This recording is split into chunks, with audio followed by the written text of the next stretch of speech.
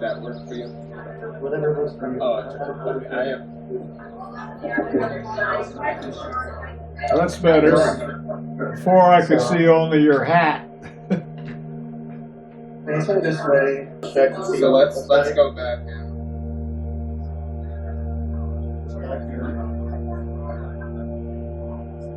And it's still on. Okay. That's what it's going to be.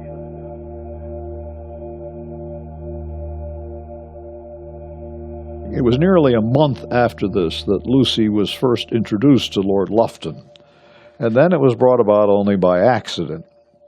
During that time, Lady Lufton, that is Lord Lufton's mother, had often been at the parsonage, that is Lucy's brother's house, Mark Robarts' house, and had in a certain degree learned to know Lucy, Lady Lufton, the mother of the hero. But the stranger in the parish had never yet plucked up courage to accept one of the numerous invitations that had reached her. Mr. Robarts and his wife had frequently been at Framley Court, that's Lady Lufton's house, but the dreaded day of Lucy's initiation had not yet arrived. She had seen Lord Lufton in church, but hardly so as to know him, and beyond that she'd not seen him at all. One day, however, or rather one evening, for it was already dusk, he overtook her and Mrs. Robarts on the road, walking toward the vicarage. He had his gun on his shoulder, 3 pointers, that is, hunting dogs, were at his heel, and a gamekeeper followed a little in the rear. "How are you, Mrs. Robarts?" he said, almost before he had overtaken them. "I've been chasing you along the road for the last half-mile.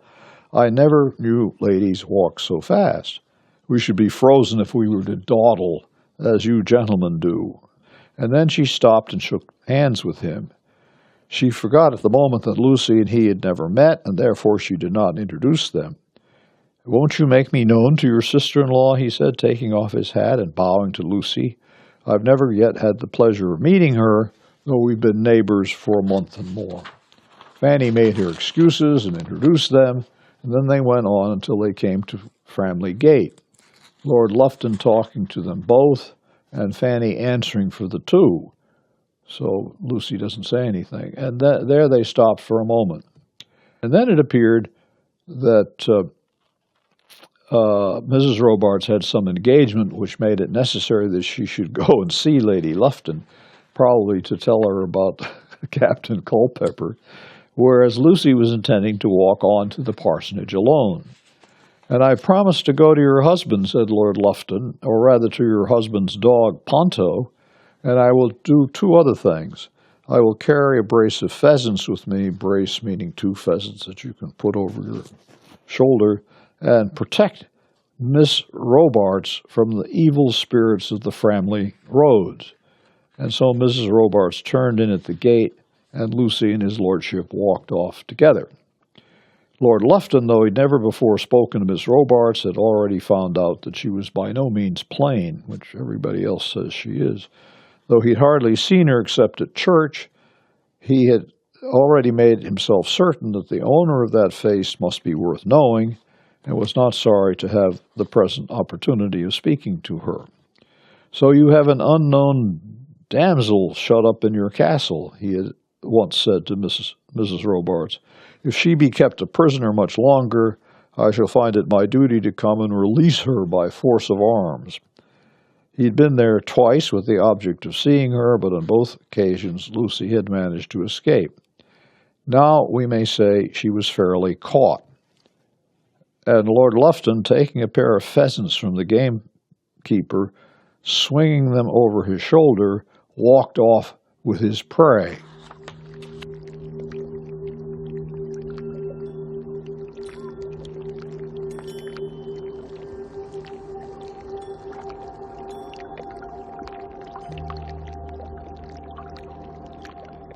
Something that strikes me as of fundamental importance, and that is always make citations. So I would study Poulet's essays about Madame de Sévigné or Baudelaire or whoever to try to figure out how he did it. Any great critic like Poulet is, you can't imitate them. But the one thing I did notice is that his essays are structured around citation. That there's a kind of quasi-scientific, I'm going to say something about Baudelaire or whoever, but I'm going to show that what I say is true because I make citations.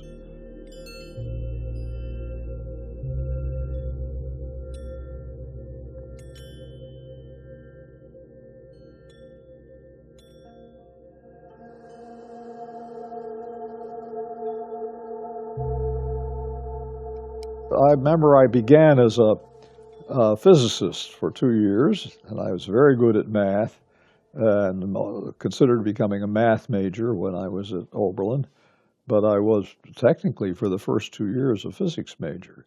So I have some scientific training. And the one thing you learn from science is that you don't just say, well, black holes are made of green cheese. You get some data to prove that black holes are really made of green cheese. You don't make assertions without having evidence. Evidence often, in the case of physics, in the form of mathematical information. But you don't want to make statements about black holes without having collected some evidence, and that's the way science still works. I was just reading in the New York Times this morning an article about 2% of scientists publish false articles.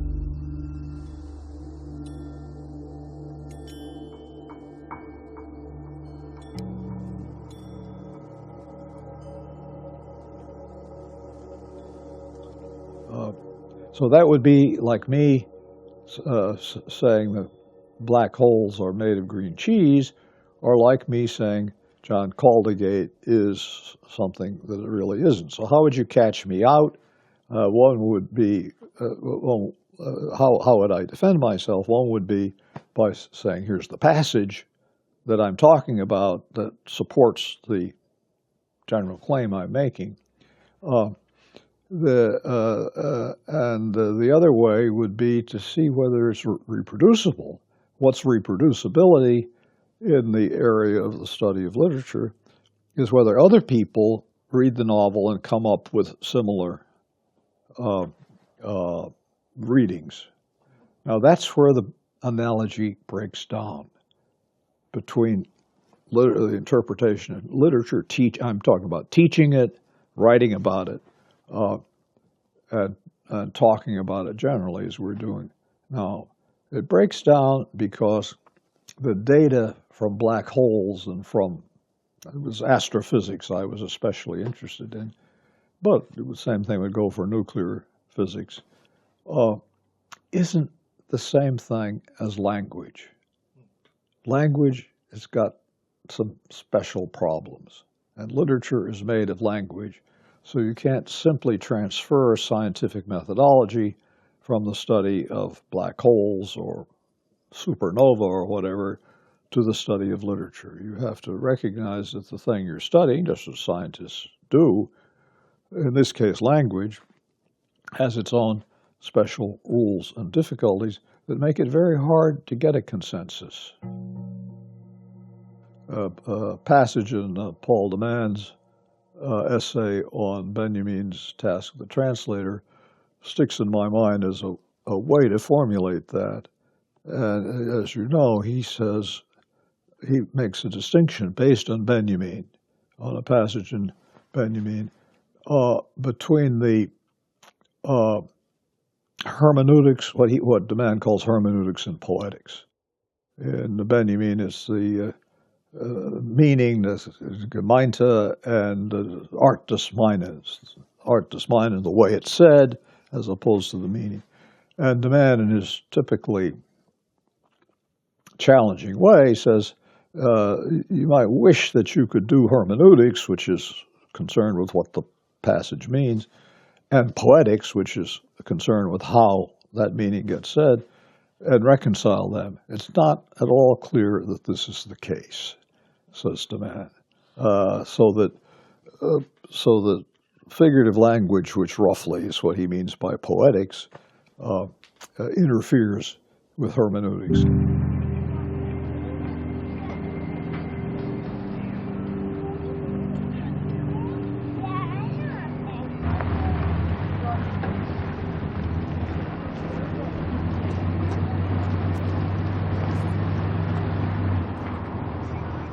Most of my books have come out of my teaching, like Communities in Fiction. That was from graduate seminars at Irvine over the last years.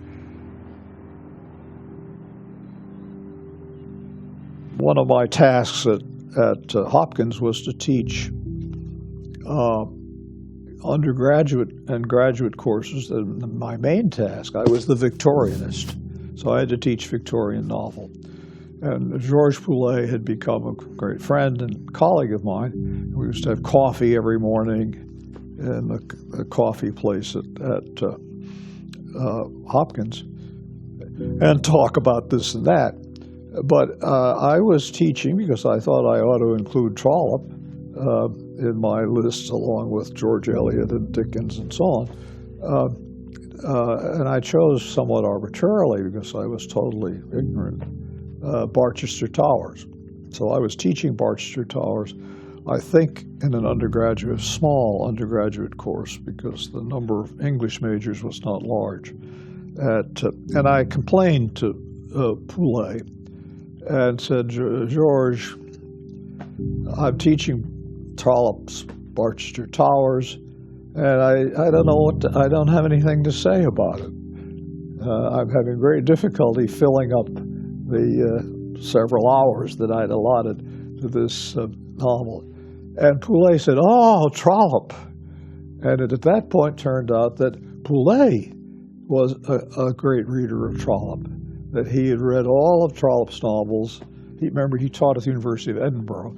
He'd read them all from one end to the other and essentially knew them by heart. The main thing I remember, but it's important still for me, was his notion that Trollope's novels express he didn't use the terminology of the narrator, express what he called a collective consciousness of a community. A fascinating idea, and one that I would now be a little dubious about, though it does describe something, I think, for him. And the narrator, according to him, of Trollope's novel speaks for that collective consciousness. So the consciousnesses of all the characters, remember, consciousness is the big term for Poulet. He's a critic of consciousness. All of the characters' minds are embedded in that collective consciousness. And it's that justifies, according to, or explains, according to Poulet, another key term in his reading of Trollope, the transparency of the characters to one another, a kind of intuitive understanding of what the other person is saying. I would qualify that by saying that these late novels, especially ones I've been reading, the characters do not know what the other person. It's there to some degree, and you get notations that say he knew exactly what she was thinking from various clues and so on. But I think that idea of transparency was, in Poulet's case, exaggerated. But it made me realize that there was really something to do with teaching and understanding Trollope. So it was a decisive moment in my understanding, to me, that two of the greatest teachers that I've had, neither of whom was a Trollope specialist, Bongiorno and Poulet as a colleague teacher, were great Trollope fanatics, I would have to say. I mean, imagine that. Somebody who read through all of Trollope's novels, and ever since then I've been trying to understand Trollope and reading more of his novels and writing about him now and then. But for Poulet, he said something interesting. He said, I've read all of those Trollope's novels. Trollope is very important for me, but I've never had the idea of writing about him.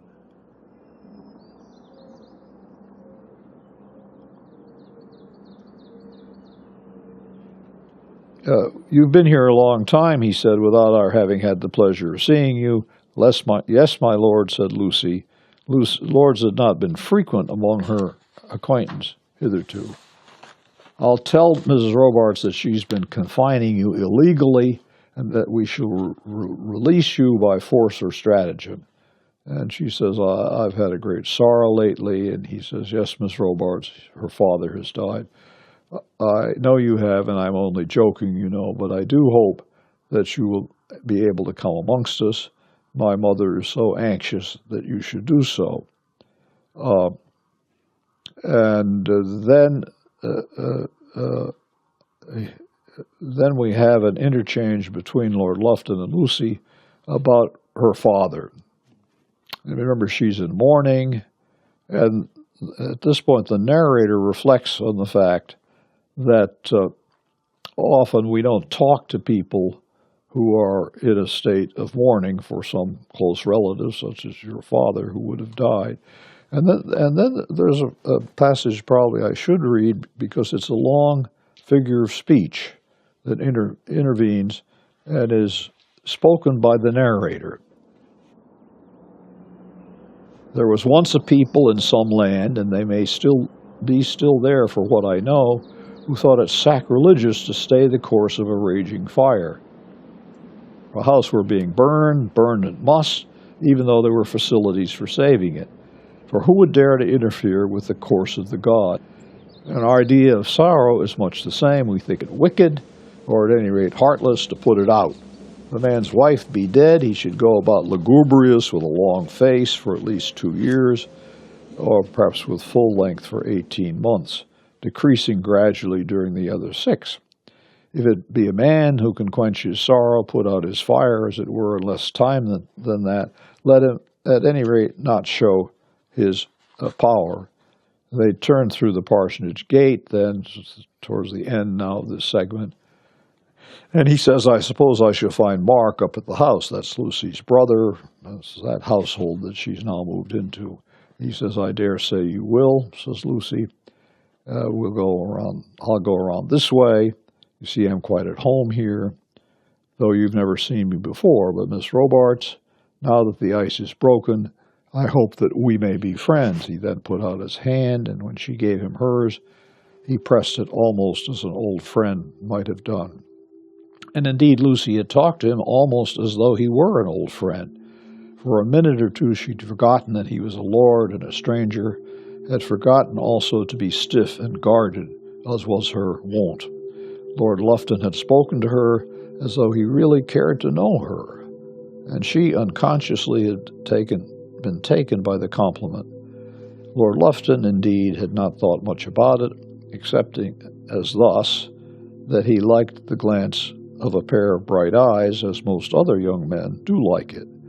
But on this occasion, the evening had been so dark that he had hardly seen Lucy's eyes at all. The first example of a running figure that goes through the passage, which, when you notice it and see that it comes back, is kind of interesting. He'd said once to Mrs. Robarts, you have an unknown damsel shut up in your castle. And this introduces, it's a cliche from romances or early 19th century Gothic novels and so on. You have a damsel shut up in your castle. Lucy, she's not. If she be kept a prisoner much longer, this is quoted from Lord Lufton speaking to Mrs. Robarts, I shall find it, that is the sister-in-law of Lucy, I'll find it my duty to come and release her by force of arms. And then, so she's a imprisoned damsel, and he is the knight errant who's going to come and free her. It's a very powerful figure, and it's not accidental. I think I think Trollope means is to understand that's what Lord Lufton is going to do, and it's to some degree behind this is the image of the male who successfully courts the unmarried maiden, who's sort of a prisoner in her home, frees her from that into adult life and adult sexuality. And this comes out in the last sentence. Now we that's I, the narrator, the authorial or narratological we may say she was fairly caught. She's been, now the figure is a little less innocent. She's not just liberated, she's caught. And Lord Lufton, taking a pair of pheasants from the gamekeeper, and the picture shows him carrying them, and swinging them over his shoulder, walked off with his prey. And you say, prey? Is that the pheasants that he shot? Or is this Lucy? So there's an equivalence made between the killed pheasants, because he shot them, not the gamekeeper, and Lucy as his prey. They're both his prey. So there's some slightly sinister aspect of this courtship. And then you get the picture. And I must say that though Lucy sort of looks like I imagine her to look, short, pretty, so on, Lord Lufton doesn't correspond at all to the mental image I had of Lord Lufton before I saw the picture. I didn't imagine those whiskers. I didn't imagine the clothes he's wearing and the funny hat. I would have thought that he would have been slightly younger looking. In other words, it's one of those cases where I want to say to the illustrator, you've got it all wrong. And that's an interesting moment. Nevertheless, it tells you something about how in the Victorian period, an expert illustrator imagined Lucy and Lord Lufton to look. So you have to take it seriously. Millais who was a very great illustrator, of course, and there are other things you can do with this. What's that birdhouse doing in the background? And the chickens on the ground behind this doorway. What was in Millais' mind? Now you could say there's a wall with a ring in it, etc. You could say, well, this is just decor. There really would have been likely to be probably a dove nest or dove house, and they were eaten. I know this because my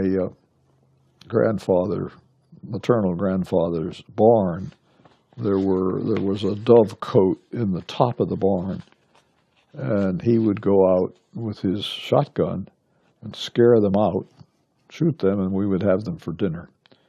So they're edible food, these small. In the United States, they're mourning doves. I'm not quite sure what they were eating. So once again, the image of prey, P-R-E-Y, is there, as are the chickens. So we've got three different kinds of edible birds in Millais' pictures. Very clever. And it goes beyond anything in the text, as good illustrations do. And you have to sort of look at them to figure out what's going on, and what's going on in excess of the text. A good illustrator always puts something in.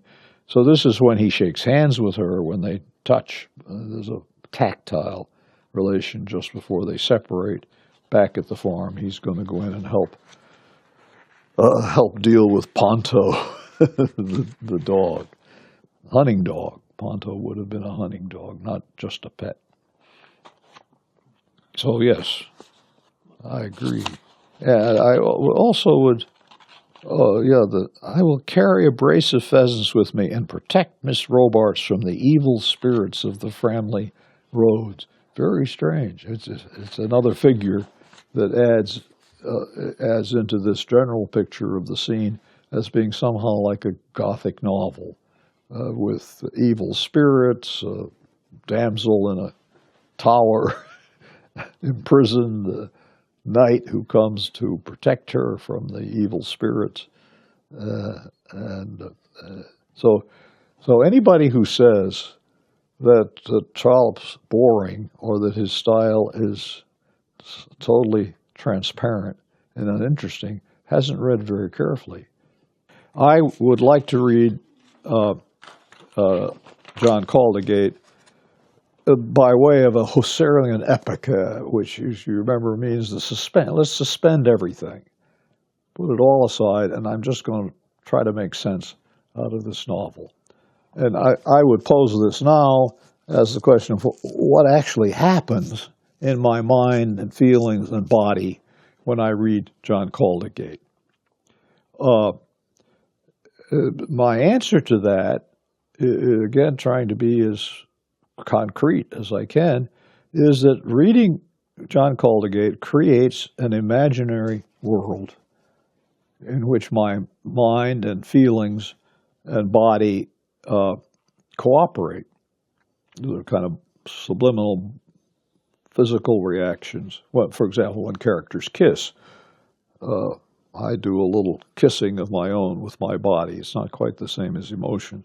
So the answer is it's primarily people, the imagination of people and their thoughts and actions and interactions with one another, though it's also seen. So I have a vivid idea in my mind of, for example, the muddy roads and decrepit houses in Australian gold mining, because Trollope's narrator tells me a good bit about these.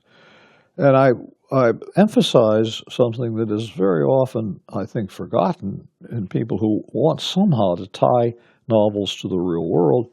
That is that you can meet Caldergate, Hester, and Crinkett, and all the other people in this novel nowhere but in the pages of John Caldergate. They do not exist as real people. They exist only as this virtual imaginary world of the words on the page. Now, no doubt there's some relation to the real world of that time. I wouldn't deny that. But in no sense is it a direct mirroring of people and their actions in the real world, even though real cities are mentioned. What's the mode of existence of that virtual world? Where and how? What kind of thing is it? Where is it? How can I put my fingers on it? I think the answer to that is extremely strange and often forgotten. It seems to be there when I read John Caldergate somewhere, all the time, waiting to be entered whenever I pick up the book and read an e-text of the book, printed book, or an e-text. It's somewhere there. It seems to have a kind of permanent existence. And one evidence for this is that few people, certainly except Poulet, could find time or have the ability to read John Caldergate at one sitting. I certainly couldn't. I have to stop it. I have other things to do. I come back and pick it up. So it's as if it goes on happening somewhere, waiting for me to return and re-enter it at the temporal location where I had to stop reading. I go back to that page, and there it is. And I can get to it only through the words. So it exists in that strange place. Since you asked about this, it made me think about it, as a temporal sequence, all right.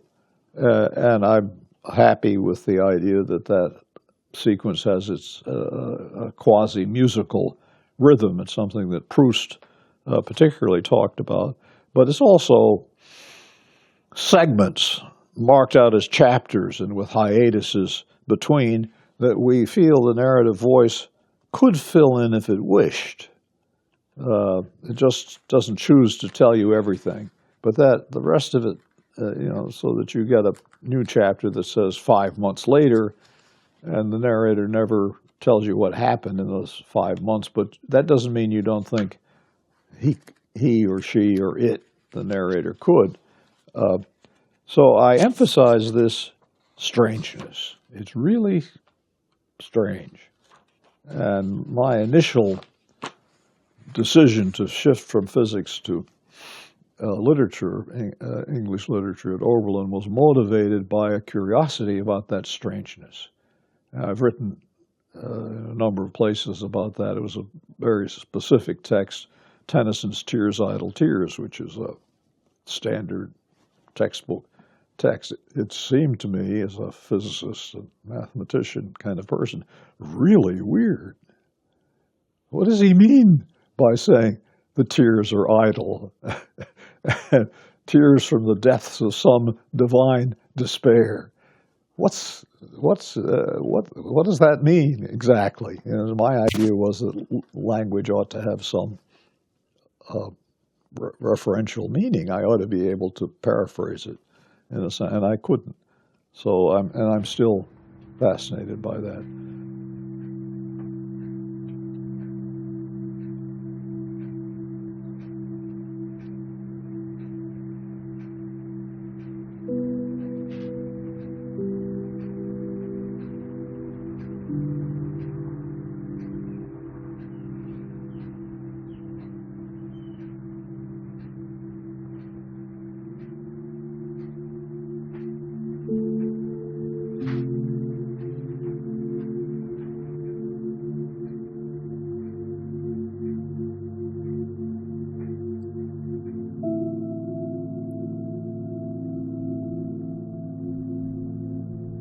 The two books that I remember most when I was before 10 were Alice in Wonderland and Swiss Family Robinson.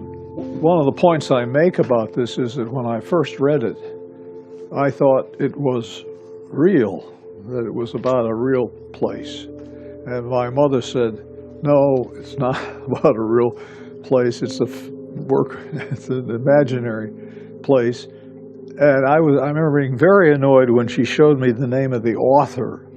I didn't think it had an author. I thought it was sort of direct access through the words to a place that really did exist.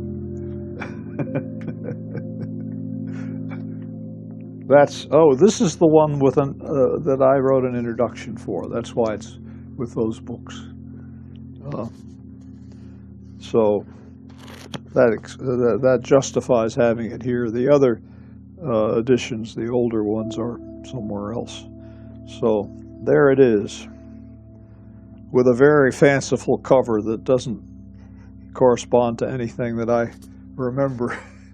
No, what I really liked about it was the idea. It's like Robinson Crusoe, except it's a whole family that build this tree house and live together. And I learned from that novel, among other places, to have a kind of confidence that if I were marooned in the woods, I would just build myself a hut. I would find things to eat, et cetera, et cetera. And I was trained by my father as a hiker. He was a great fisherman and a great hiker, and I learned not to be afraid of the woods. Thoreau's response was, I think, a more American one, more a little like my feeling about the deserts in California. He looked at the rocks up there. He came up from the west, their trail. There are 4 or 5 different trails up there, and he came up that. In fact, it's still called the Thoreau Trail. And what he reports on is his feeling that the rocks are completely inhuman and alien and have no sympathy whatsoever for human beings. And I think that's a more American reaction to the wilderness.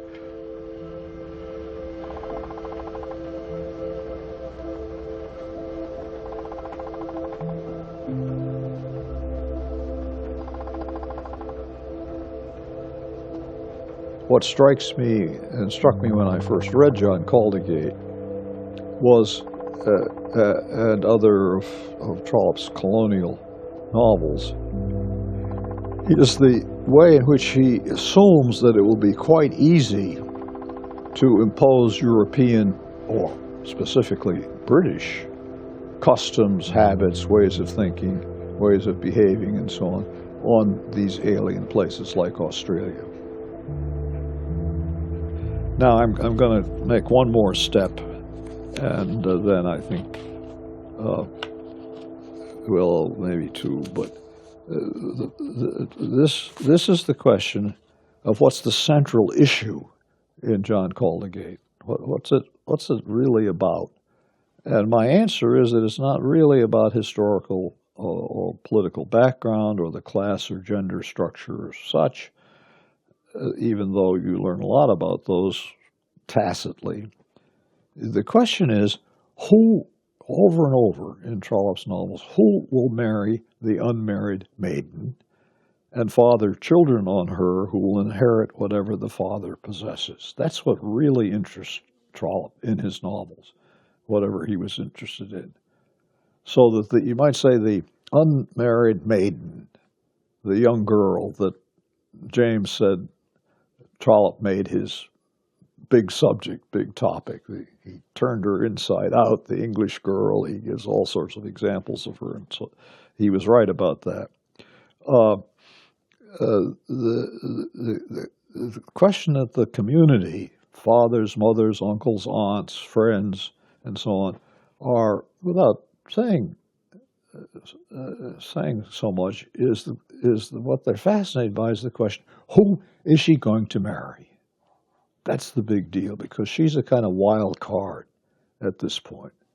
And of course, the parents and aunts and uncles and so on make a lot of effort to determine whom she marries, because a lot is at stake. So his subject is courtship and marriage, and the passing on from generation to generation of property, money, titles, and standing in the world. Mary Wortle in Dr. Wortle's school will become a duchess and the mother of an earl because Carstairs happened to fall in love with her. John Caldegate will inherit his father's estate after all, and his first son will, by primogeniture, inherit after him, with Hester Bolton in her obstinacy as the crucial link. And that would be the additional thing to say. Trollope's young girls are amazingly stubborn, because they very often, and again, novel after novel, not just John Caldegate or Dr. Wortle's school, have to stick to a love commitment against total opposition from everybody. Everybody says this is a horrible mistake. And in the case of Hester Bolton, it's a horrible mistake because the guy you married happens to have been married already. The courts have said so.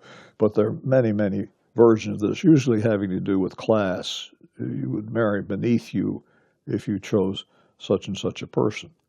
So you might say at the unnamed center, since it was something Victorian novels couldn't really talk about, it can't be spoken of directly but only indirectly, is the sexual intercourse between lawfully married couple that will beget the next generation and their inheritance. It's the redistribution of property, wealth, status, titles, and so on. And what determines the choice of the good girls in Trollope is falling in love. And as you know, if you've read my Ayala essay, falling in love is something, you might say that's the God term, being in love, in Burke's sense, along with gentleman, because it's indefinable.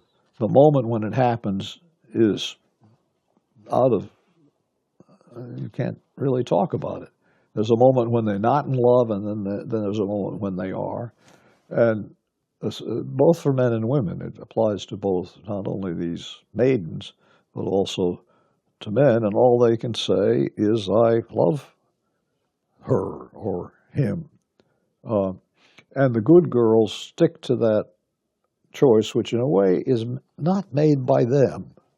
It's made by some inaccessible part of them. So you don't say, I decide that I will love John Caldigate. It just happens. And once it happens, for the good people, it's absolutely irrevocable. It's going to last for their lifetime. They were the person who were not in love with anybody, was not, and now they are the person who's in love with John Caldigate.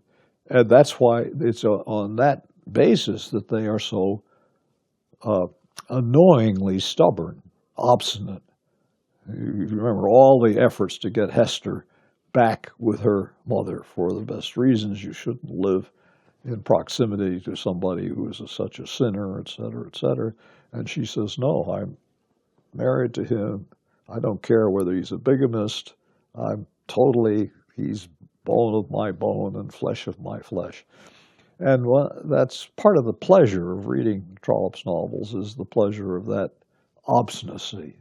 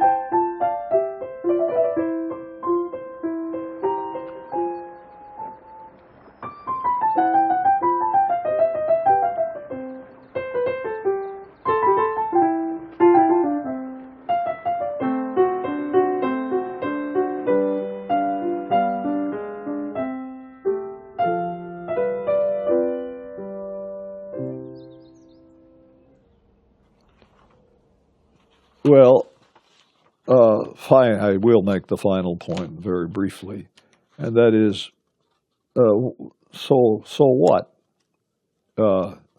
If everybody accepted what I've said, isn't entering the imaginary community of John Caldigate still a waste of time in our present times? Have I really defended reading the novel? And my answer would be partly a reference to the famous passage about ideology in Paul de Man's Resistance to Theory, where he says what we call ideology is precisely the confusion of linguistic with material reality, or reference with phenomenalism. Namely, ideology is a lie. In other words, it looks like referential language, but it doesn't refer to anything. Like the verdict that says John Caldigate was guilty of bigamy. It's a reference. It's linguistic. It just doesn't happen to correspond to phenomenalism, meaning, I think, the real world, the outside real world. And then de Man makes this very counterintuitive claim. It follows that more than any other mode of inquiry, including economics, the linguistics of literariness, by which he means rhetorical reading, study of figurative language, is a powerful and indispensable tool in the unmasking of ideological aberrations, as well as a determining factor in accounting for their occurrence, not only identifying ideological mistakes, but also explaining how they come about, namely by the workings of figurative of the linguistics of literariness. Those who reproach literary theory, says de Man, for being oblivious to social and historical, that is to say, ideological reality, and that's a reproach often made in the old, not so easy to make anymore, of de Man or Derrida or me, of not being interested in history and real social conditions. Those who reproach literary theory for being oblivious to social and historical, that is to say, ideological reality, are merely stating their fear at having their ideological mystifications exposed by the tool they are trying to discredit. In other words, they're afraid of theory because it might tell the truth about their own illusions. And then this amazing sentence, which we could spend another couple of days unraveling. They are, such people, in short, very poor readers of Marxist German ideology. It's almost the only reference de Man makes to Marx. And the obvious question would be, how did de Man read the German ideology? And why bring Marx in at this point? I think the answer is that Marx's German ideology, which is an amazing book, demonstrates that ideology is based on linguistic mistakes. That's really what Marx was saying. That's a very shorthand way of talking about it. So I would argue that you can learn from reading John Caldegate in a very concentrated way how collective ideological mistakes, in this case, the whole community thinks Caldegate was a bigamist, and how the performative power of lies may have big consequences. And it also teaches you that this happens especially when those lies are promulgated through the media, the metropolitan press, meaning the London Times, but also other less reputable journals for Trollope, Fox News, radio talk shows for us. And an obvious example, you don't have to go far, many people in the United States and elsewhere who believe that Barack Obama is a Muslim Kenyan, not born in the United States, which is a requirement to be president of the United States, or so-called birthers. We need to see your birth certificate. He was born in Hawaii and therefore is an American citizen. Or even believe, quite a few people, that he's the Antichrist. There's a large percentage of American evangelical Republicans who think he's the Antichrist come back to earth. Just as Mrs. Bolton believes John Caldegate is an emissary straight from the devil, and that's a big feature of John Caldegate, the analysis of religious fanaticism in Mrs. Bolton. And she's shown us sympathetically in the sense that she's doing what she thinks is right. And so are many such people in the United States. Another example is those people still who believe against all the evidence that humanly caused climate change is a hoax, that it's concocted by the scientists to fool people, or those who believe in a false analogy between household finances, which you're taught don't get over your head in debt, and national finances. Very powerful argument for saying the debt is the big national debt is disastrous. They're not the same. They're not the same partly because the government prints the money, and that you can't say that of any household. And the final, and I have done the whole thing. It's also important to remember that just unmasking, de Man's word, ideological delusions, which I would say teaching John Caldegate would be a big help in teaching students to learn how to read the media, by no means cures you or anyone else of those mistaken beliefs. Just to know that the manifold linguistic mistakes that have led to continuing the burning of fossil fuels has brought about irreversible climate change doesn't keep it from going on happening. Hi, Hillis. Hi, Hillis. Hi, Gabi. How are you? I'm it's fine. so sad that we can't have you here in person, but Well, see all this electronic technology, at least we can see you. well, I'm seeing actually now, because of the camera, I'm seeing just the top of your head. Oh, now I don't even know. See, I don't know what to do it, and I don't try to. Now I can see you better. Yeah. I don't think universities ought to be run by very highly paid, non-academic people. How do they know what ought to be taught? And they're likely to go in for MOOCs. I'm not entirely against MOOCs, by the way, and that would lead me, as you know what they are, in case whoever's watching this, massive open online courses. These are courses that are taught with the computer, and they're massive in the sense that people all over the world, so you can have 1,000, 2,000, 500,000 students for one course, series of lectures given by a distinguished professor. I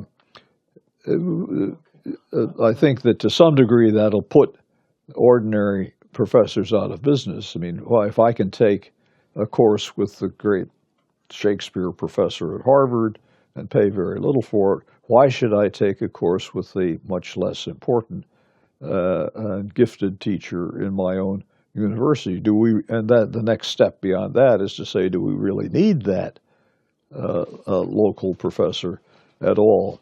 But what I would say about this is this is Miller's law. It's the law of technological development. It's like those drones. MOOCs are like drones in the following way. Once you can do it with the new digital technology, it's irresistible. It will happen. So it's all very well for me to say, oh, I think MOOCs are a terrible idea. That's not going to stop them from happening. And that's interesting. The technological advances, particularly in the area of telecommunications, are unstoppable.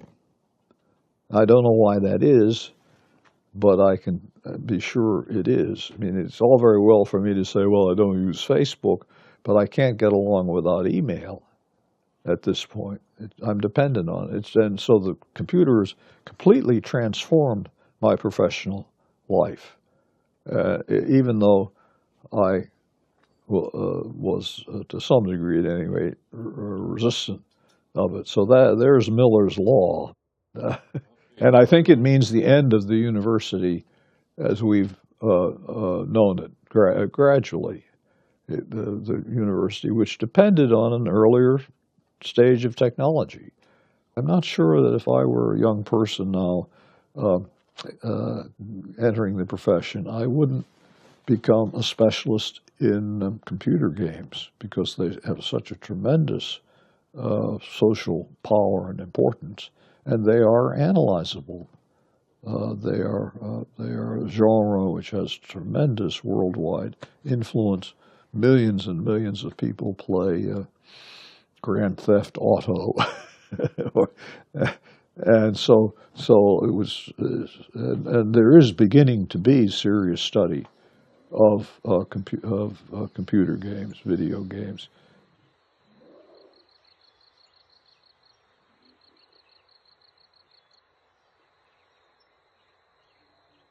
There's certainly a lot of language around, so you do need in the broad sense, the ability to read, to understand,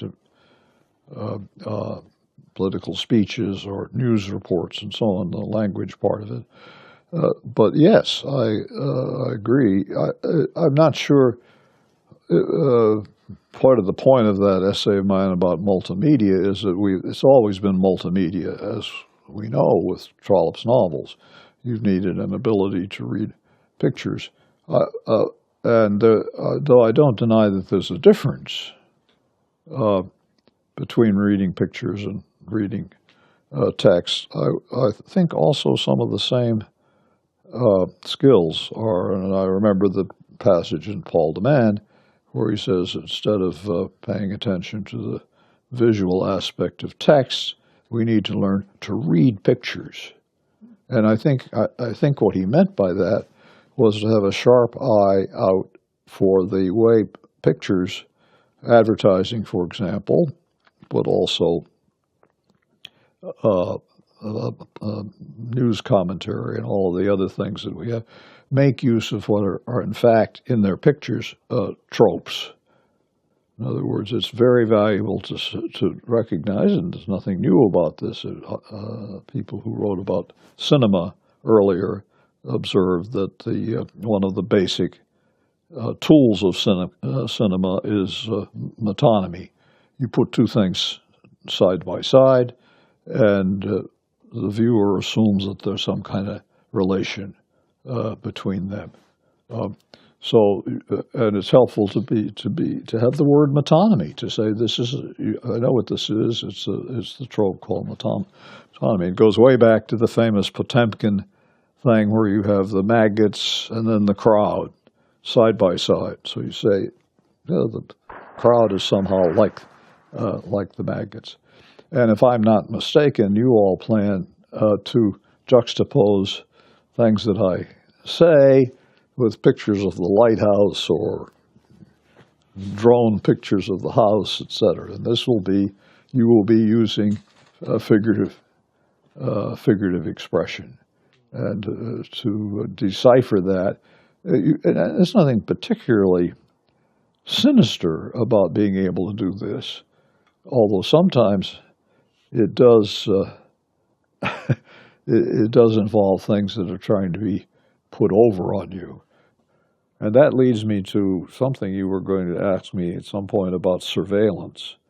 And I do think it's worth recognizing in the novels, it's maybe a strong word for it, that generally speaking, putting aside those passages like the one you mentioned, the characters are not shown as aware that any consciousness is introspecting them. So it's really weird. It's as though you and I and all of the people here were being surveilled at this very moment by some kind of consciousness that might write it all down. And that would be, in traditional Western thinking, that would have to be God. God knows what you're thinking, et cetera, et cetera. That would support the omniscient idea. Trollope never really quite says that, but telepathy would be better. It's as though there was some medium that knows what, and by using the term surveillance with its negative connotations, I was meaning to call attention to how strange that is. And for me, counterfactual. I don't really think there is, certainly not any kind of secular consciousness that is surveilling everything. So here I am, apparently just sitting here talking to somebody who's not visible who can see me, but who is not seen in the, it's in the privacy of my home. I'm sitting in a chair in my living room. So the whole thing is peculiar, and you might define it as a kind of a whole-scale invasion of privacy, and a kind of surveillance. I'm being surveilled in ways that are hidden, for example, by not showing pictures of the cameras. You're supposed to forget that such a thing exists. So we're engaged in something that is both very modern and just slightly spooky.